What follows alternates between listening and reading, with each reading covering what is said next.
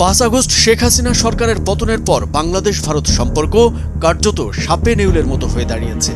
বাংলাদেশে সংখ্যালঘু নির্যাতনের ধোঁয়া তুলে বহির্বিশ্বে নানা রকম দেশবিরোধী প্রচারণা করে চলেছে বিজেপি তথা ভারতের উগ্রবাদী হিন্দুরা।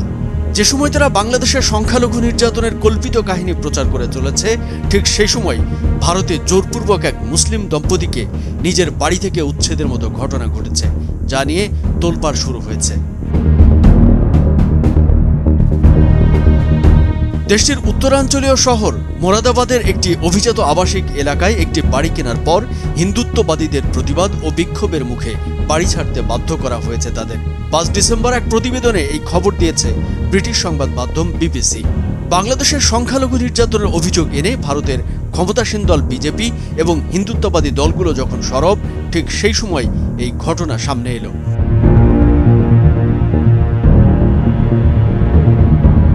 বিবিসির প্রতিবেদনে বলা হয়, মঙ্গলবার রাতে মোরাদাবাদের পস টিটিআই সিটিতে মুসলিম পরিবারকে বাড়ি বিক্রির খবর ছড়িয়ে পড়ার পর স্থানীয় হিন্দু প্রতিবেশীরা প্রতিবাদ শুরু করেন।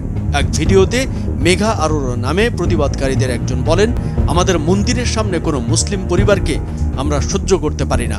এটি আমাদের নারীদের নিরাপত্তার প্রশ্ন। তিনি দাবি করেন, বাড়ির বিক্রয় বাতিল করতে হবে এবং মুসলিম পরিবারকে এলাকা ছেড়ে যেতে হবে।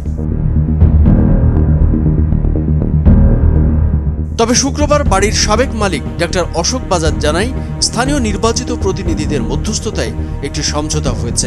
মুসলিম দম্পতি তাদের বাড়ি পুনরায় হিন্দু পরিবারের কাছে বিক্রি করে দেবেন। ভারতের মতো বৃহৎ গণতান্ত্রিক দেশে এমন ঘটনা দেশটির মানবাধিকার এবং সংখ্যালঘু পরিস্থিতি কতটা ভয়াবহ তা নগ্নভাবে উঠে এসেছে। মুসলিম পরিবারকে বাড়ি বিক্রির খবর জাতীয় সংবাদে পরিণত হয়ে যাবে বিশ্বাস করতে পারেননি বাড়ির মালিক ডাক্তার বাজাজ। তিনি হতবাক হয়ে বলেন, এই ঘটনা অপ্রত্যাশিত ছিল এবং আমি আশা করতে পারিনি এটি জাতীয় সংবাদ হয়ে উঠবে।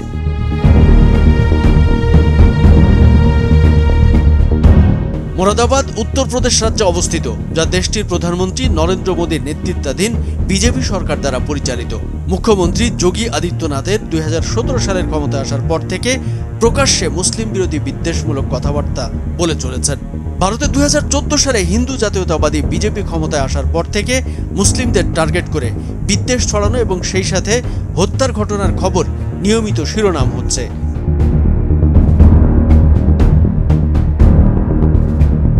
উত্তরপ্রদেশে 2015 সালে ঘরে গরুর মাংস রাখার গুজবে 52 বছরের এক মুসলিমকে যখন পিটিয়ে মারা হয়, তখন প্রধানমন্ত্রী মোদী একটি কথাও বলেননি, যা নিয়ে সে সময় অনেক সমালোচনা হয়।